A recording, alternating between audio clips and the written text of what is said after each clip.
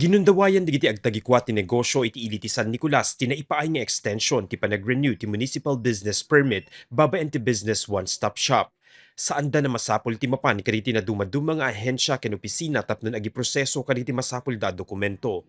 Gaputa adupay dagiti haang nga nakalpas iti business permits na gaputa wala mo yung dito sa Nicolas ket adu kadagiti talaga nga mangilakad iti business permits na nakaya lalo dito pinagpa-medical na nga magwantaan dito health center tayo ket napubaran dito pinaka-extension na.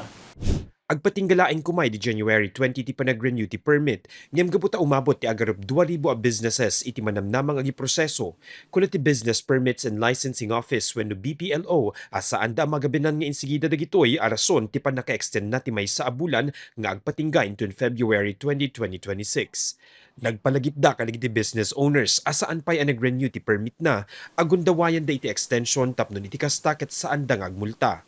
Inayon da na scan ang mai-upload na saya at digiti requirements iti website ang makita iti screen. Napateg detoy apo, so do not waste this opportunity. Tapnohan kayo nga agbayad iti 4% interest kan 25% surcharge. Imbes na pagmulta tayo, inayon tayo lata jay capital tayo, tapno mapaikot pa jay business tayo. So i-repeat ko laeng, awan iti penalty na pay apo iti makabayad until February 20. So extended tayo apo iti 1 month. So that is free of interest and surcharge. Given apo nga maka-upload kayo ti complete sets of requirements until February 14, 11:59 p.m. May saniman ng Rufina kadagiti nadanunan mi nga imay nag-renew ti business permit na. Agtagi ko daytoy ti agricultural supply ken masansan agungundawayan na ti one-stop shop.